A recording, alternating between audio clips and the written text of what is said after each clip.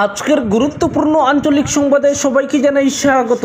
আজকের সন্ধ্যার বিশেষ খবর হলো মুখ্যমন্ত্রীর দোহাই দিয়ে কাটিগড়ায় বিচরণ, কমলাক্ষকে নিয়ে ক্ষোভ।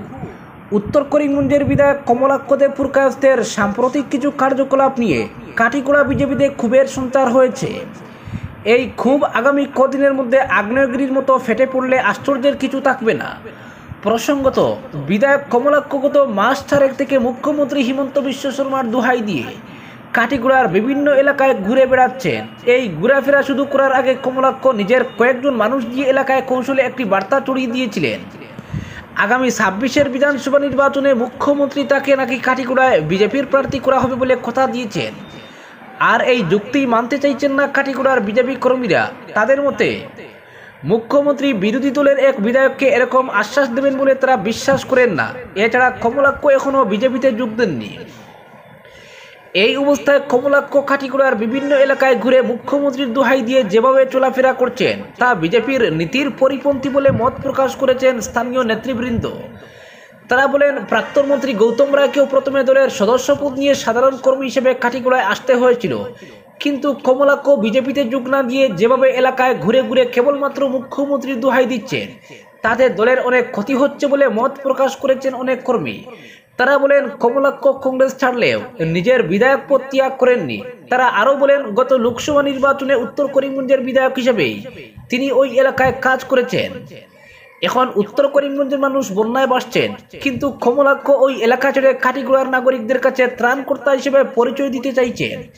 তাদের প্রশ্ন হচ্ছে, কমলাক্ষ যেহেতু এখন পর্যন্ত বিজেপিতে যোগ দেননি, তাই তিনি কাটিগড়ায় এসে মুখ্যমন্ত্রীর দোহাই দিয়ে নানা ধরনের প্রচার করছেন কিভাবে? বিজেপি কর্মকর্তাদের মতে মুখ্যমন্ত্রী কমলাক্ষকে এ ধরনের কোনো আশ্বাস দেবেন বলেও তাদের সংশয় রয়েছে। কারণ মুখ্যমন্ত্রী কাটিগড়ায় বিজেপি দলের সার্বিক পরিস্থিতি সম্পর্কে যথেষ্ট ওয়াকিবহাল। কাছাড়ের জেলা নেতৃত্ব অতি সত্বর এ ব্যাপারে পদক্ষেপ না নিলে কাটিগড়ার বিজেপি মহলে এক বিরাট ফাটল দেখা দিতে পারে বলে আশঙ্কা প্রকাশ করেছেন স্থানীয় নেতারা। বিষয়টি নিয়ে কাছাড় বিজেপির সভাপতি বিমলেন্দু রায়কে প্রশ্ন করা হলে তিনি বলেন, উত্তর করিমগঞ্জের বিধায়ক কমলাক্ষ দেব পুরকায়স্থ তার সঙ্গে দেখা করে কাটিগড়ায় কাজে নামতে চান বলে আবেদন করেছিলেন, কিন্তু বিমলেন্দু বাবু তাকে সাফ জানিয়ে দিয়েছেন যেহেতু কমলাক্ষ এখন পর্যন্ত বিজেপি দলে যোগ দেননি, তাই তিনি কোনোভাবেই বিজেপির হয়ে কাটিগড়ায় কাজ করতে পারেন না। ব্যক্তিগত সম্পর্কের মানুষজনকে নিয়ে তিনি কাটিগড়ায় ঘোরাঘুরি করুন, ক্ষতি নেই, কিন্তু বিজেপি দলের হয়ে কাজ করতে হলে তাকে প্রথমে দলে যোগ দিতে হবে বলে বিধায়ক কমলাক্ষকে তিনি সাফ জানিয়ে দিয়েছেন বলে প্রতিবেদককে জানান বিমলেন্দু রায়। অপরদিকে মিনি সুপার সাকার মেশিনের ভেহিকলের উদ্বোধন মার্গেরিটার। শিলচর শহরের আবর্জনা সাফাই করতে মিনি সুপার সাকার মেশিন মাউন্টেড ইলেকট্রিক্যাল ভেহিকলের উদ্বোধন করেন কেন্দ্রীয় বিদেশ বিষয়ক প্রতিমন্ত্রী পবিত্র মার্গেরিটা।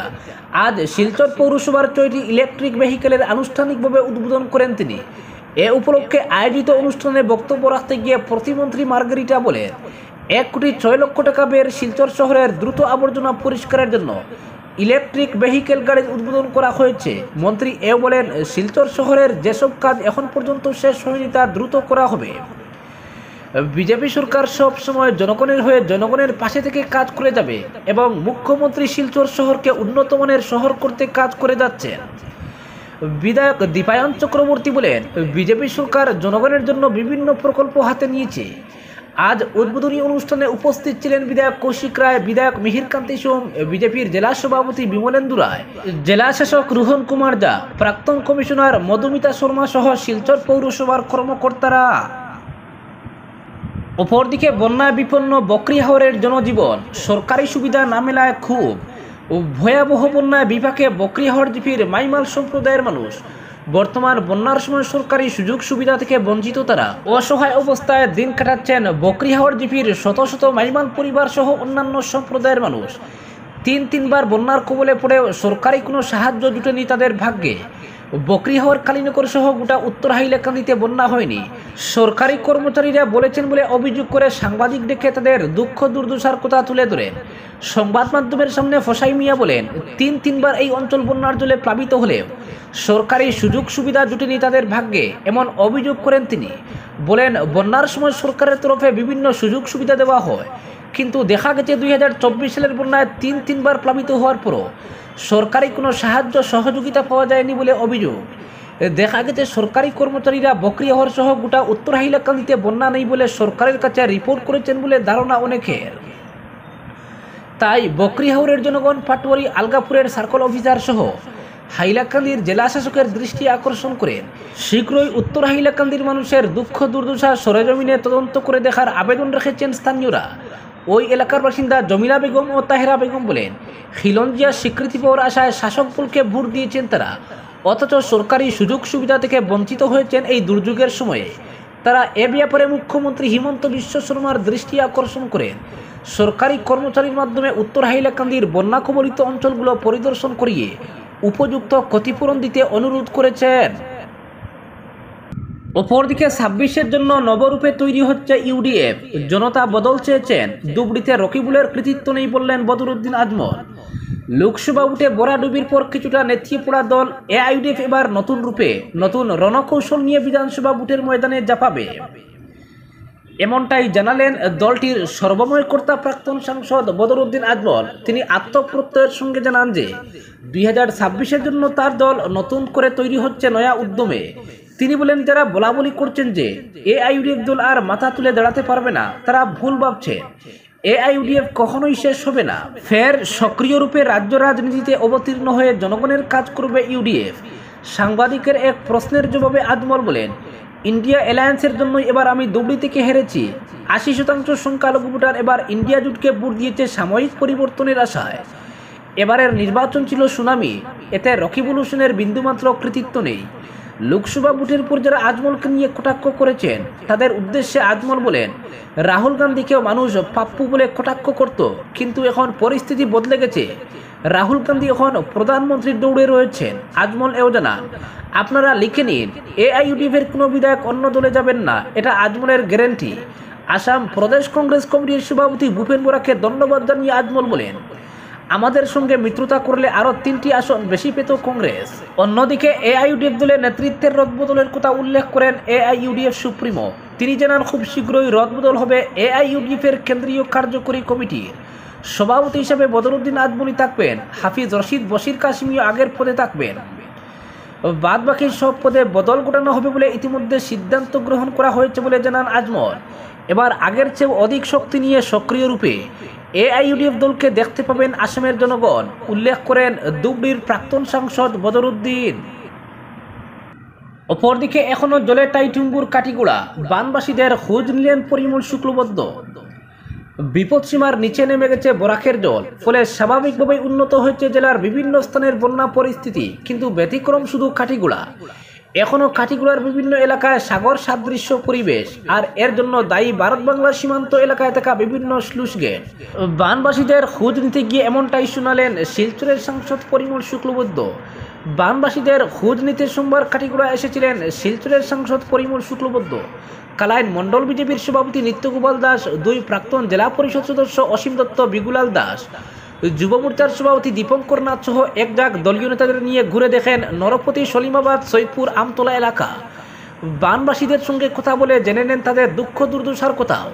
এদিন সাংসদকে কাছে পেয়ে নিজের বেদনার কথা তুলে ধরেন বানবাসীরাও।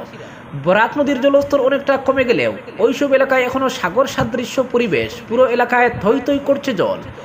নৌকা চড়া সড়ক যোগাযোগ বলতে কিছুই নেই। বিশাল জলরাশির মধ্যে ছোট ছোট দ্বীপের মতো যেন দাঁড়িয়ে রয়েছে এক একটি বাড়ি। আর জল বেষ্টিত এসব বাড়িতেই শিশু সন্তান, গবাদি পশু নিয়ে সহাবস্থান করছেন লোকজন। প্রতিটি বাড়ি জলবন্দি, অনেকগুলো বাড়ির উঠানেও এখনও হাঁটু জল। এদিন 1254 নম্বর সৈয়দপুর নিম্ন প্রাথমিক বিদ্যালয়ের আশ্রয় শিবিরে গিয়ে আশ্রিত লোকদের সঙ্গে কথা বলেন পরিমল। সাংসদ এসেছেন খবর পেয়ে ওই শিবিরে গিয়ে জড়ো হন গ্রামের লোকজন। রাজ্যের প্রাক্তন মন্ত্রী তথা বর্তমান লোকসভার সাংসদকে কাছে পেয়ে নিজেদের দুঃখ কথা তুলে ধরেন বানবাসীরা। বন্যা হলেই সড়ক যোগাযোগ বিচ্ছিন্ন হয়ে পড়ার কথা জানান গ্রামের মানুষ। পশুখাদ্যের অভাব, পানি জলের সমস্যার কথাও সাংসদের কাছে তুলে ধরেন বন্যার্তরা। তবে প্রতিটি মানুষের মুখে একই অভিযোগ, গোটা এলাকা বন্যার জলে টাইটুম্বুর থাকার জন্য দায়ী ভারত বাংলা সীমান্তে থাকা একাধিক স্লুইস গেট। এদিন সাংসদ শুক্লবৈদ্য যেখানেই গেছেন সেখানকার মানুষ এই অভিযোগ উত্থাপন করে ব্যবস্থা গ্রহণের আর্জি জানিয়েছেন। সাংসদকে বানবাসীরা জানিয়েছেন সীমান্তে থেকে ওইসব স্লুইস গেট বন্ধ থাকার ফলেই বন্যার জল নেমে যেতে পারছে না, আর এতে বরাক সহ অন্যান্য নদী উপনদীর জল কমে গেলেও কাঠিগুড়ার বন্যা পরিস্থিতির উন্নতি হচ্ছে না। এই স্লুইস গেটগুলি চাই না বলেও সাংসদের কাছে দাবি করেন। বানবাসীরা বলেন এইসব স্লুইস গেটের কোনো প্রয়োজন নেই, অপরিকল্পিতভাবে নির্মাণ করা এইসব স্লুইস গেটই কাঠিগুড়ার নিম্নাঞ্চলে বসবাস করা লোকদের দুঃখের কারণ হয়ে দাঁড়িয়েছে। পরিদর্শন পূর্ব সেরে সংবাদ মাধ্যমের সঙ্গে কথা বলতে গিয়ে পরিমল জানান এদিন তিনি বন্যাক্রান্ত বিভিন্ন এলাকা পরিদর্শন করেছেন, বানবাসী মানুষের বিভিন্ন অভাব অভিযোগ শুনেছেন, বানবাসীরা ঠিকমতো ত্রাণ সামগ্রী পাচ্ছেন কিনা তা খতিয়ে দেখেছেন, পশু খাদ্যের অভাবের কথা শুনিয়েছেন বানবাসীরা। বিষয়টি নিয়ে ব্যবস্থা গ্রহণ করার আশ্বাস দিয়েছেন তিনি। সীমান্তে থাকা স্লুইস গেটের জন্যই বৃহত্তর এই অঞ্চল এখনও বন্যার কবলে রয়েছে বলেও অভিযোগ জানিয়েছেন বানবাসীরা। এ নিয়ে বিভাগীয় পর্যায়ে ব্যবস্থা গ্রহণ করা হবে, প্রয়োজনে বিষয়টি নিয়ে মুখ্যমন্ত্রীর সঙ্গে কথা বলবেন তিনি। স্লুইস গেট সমস্যার সমাধানের বিষয়টি গুরুত্ব সহকারে সমাধানের চেষ্টা করা হবে, এক্ষেত্রে কেন্দ্রীয় সরকারের পক্ষ থেকে যা করণীয় সেই ব্যবস্থা তিনি করবেন। এছাড়া মুখ্যমন্ত্রীর সঙ্গে আলোচনা করে এ বিষয়ে কী করা যায় তার ব্যবস্থা গ্রহণ করার আশ্বাস দেন তিনি। সাংসদ জানান বন্যাক্রান্তদের জন্য ত্রাণ সামগ্রীর কোনো অভাব নেই। মুখ্যমন্ত্রী ডক্টর হিমন্ত বিশ্ব শর্মা বিষয়টিকে যথেষ্ট গুরুত্ব সহকারে দেখছেন। মুখ্যমন্ত্রী নিজে বিভিন্ন এলাকায় ঘুরে বেড়াচ্ছেন, মন্ত্রিসভার অন্যান্য মন্ত্রীদেরও জেলায় জেলায় পাঠিয়ে পরিস্থিতি খতিয়ে দেখে ব্যবস্থা নিচ্ছেন। উল্লেখ্য কাঠিগুড়ায় এখনও 117টি গ্রাম বন্যার কবলে রয়েছে। মোট 10টি শিবিরে এখনও রয়েছেন বানবাসী পরিবার। কাঠিগুড়ায় বন্যাক্রান্তের সংখ্যা প্রায় 1.5 লক্ষ। পরদিকে দলেশ্বর বদরপুরঘাট জাতীয় সড়কে বড় বড় গর্ত, আতঙ্ক। ব্যস্ততম দলেশ্বর বদরপুরঘাট জাতীয় সড়কের 5 গ্রাম পুরানবাজার এলাকায় একাধিক গর্ত বিপজ্জনক রূপ নিয়েছে। জাতীয় সড়কের বিভিন্ন স্থানে এরকম বড় বড় গর্ত বিপজ্জনক হয়ে উঠেছে যানবাহন চলাচলের ক্ষেত্রে। ছোট ছোট গাড়িগুলো সেই গর্ত পেরিয়ে যেতে দুর্ঘটনার শিকার হচ্ছে, এতে বাড়ছে আতঙ্ক। গর্তগুলো ক্রমশ বড় হওয়াতে ছোট বড় যানবাহন অনেক বিপজ্জনক অবস্থায় পারাপার করছে ওই এলাকা। এ নিয়ে 5 গ্রাম অঞ্চলের সচেতন মহল উদ্বিগ্ন। 5 গ্রামের প্রাক্তন এপি সদস্য চিরঞ্জীব দাস জানান খুবই ব্যস্ততম এলাকা 5 গ্রামের পুরানবাজার অংশটি। গর্ত যেভাবে সৃষ্টি হয়েছে যে কোনো মুহূর্তে বড় ধরনের দুর্ঘটনা ঘটে প্রাণহানি ঘটতে পারে। সাধারণ মানুষের জীবন রক্ষার জন্য তিনি রাস্তার দায়িত্বে থাকা NHIDCL কর্তৃপক্ষের দৃষ্টি আকর্ষণ করেছেন। অপরদিকে রাজ্যের বন্যা পরিস্থিতি মোকাবিলায় এবং বন্যা প্রতিরোধী বাঁধগুলি সুরক্ষা এবং মেরামতির ব্যাপারে নিরন্তর কাজ করে যেতে বিভাগীয় বাস্তুকারদের কড়া নির্দেশ দিলেন জল সম্পদ বিভাগের মন্ত্রী পীযূষ হাজারিকা। দিশপুরে নিজের কার্যালয়ে বিভাগীয় মুখ্য বাস্তুকারের উপস্থিতিতে অনলাইনে রাজ্যের সকল ডিভিশনের বাস্তুকারদের কাছ থেকে রাজ্যের সাম্প্রতিক বন্যা ও বাঁধ ভাঙ্গন রোধ পরিস্থিতির খোঁজখবর নিয়ে এই নির্দেশ দেন। এইবারের বন্যায় রাজ্যের বিভিন্ন প্রান্তে জল সম্পদ ও অন্যান্য বিভাগের অধীনস্থ বেশ কোটি বাঁধে ফাটল দেখা দেওয়ায় প্রভূত ক্ষয়ক্ষতি হয়েছে। মন্ত্রী বিভাগীয় বাস্তুকারদের কাছ থেকে ভেঙে যাওয়া বাঁধ পুনর্নির্মাণ এবং মেরামতি কাজের অগ্রগতি সম্পর্কে অবহিত হওয়া ছাড়াও যত তাড়াতাড়ি সম্ভব ভেঙে যাওয়া বাঁধগুলির মেরামতি সম্পূর্ণ করতে নির্দেশ দেন। এছাড়াও তিনি নদীর জল কমার সঙ্গে সঙ্গে ভাঙ্গন প্রতিরোধের ব্যাপারে বিভাগকে সম্পূর্ণ সক্ষম হয়ে কাজ করার নির্দেশ দেন। সাধারণ মানুষকে ভাঙ্গন সমস্যা থেকে সুরক্ষা দেওয়ার জন্য সম্ভবপর সকল ব্যবস্থা গ্রহণ করতে বিভাগীয় বাস্তুকারদের নির্দেশ দেন মন্ত্রী। এই ক্ষেত্রে জরুরিকালীনভাবে প্রয়োজনীয় প্রকোপ আইন, বাড়ির বস্তা, জিওব্যাগ ইত্যাদি পর্যাপ্ত পরিমাণ মজুত রাখার ব্যাপারেও জল সম্পদ মন্ত্রী গুরুত্ব আরোপ করেন এবং প্রয়োজন অনুসারে প্রতিটি জেলায় এই সামগ্রীসমূহ মজুত রাখার নির্দেশ দেন। উল্লেখ্য, জল সম্পদ বিভাগের বাস্তুকার কর্মচারীরা বিগত সময়ে দিনরাত কাজ করে বন্যা এবং ভাঙ্গন প্রতিরোধের কাজে ব্যস্ত রয়েছেন। পর্যালোচনা বৈঠকে মন্ত্রী বিভাগীয় বাস্তুকার কর্মচারীদের এই প্রয়াসের প্রশংসা করে সবাইকে সাধারণ মানুষের জীবন ও সম্পত্তির সুরক্ষার কথা মনে রেখে সমর্পিত মনোভাব নিয়ে কাজ করার আহ্বান জানান। পর্যালোচনা শেষে জল সম্পদ মন্ত্রী পীযূষ হাজারিকা জানান প্রাথমিকভাবে রাজ্যে এবছর নতুন করে 206 কিলোমিটার দৈর্ঘ্যের নতুন বাঁধ নির্মাণের অনুমোদনের কথা জানান।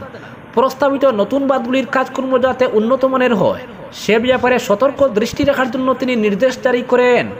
আজকের বিশেষ সংবাদ এখানেই সমাপ্ত।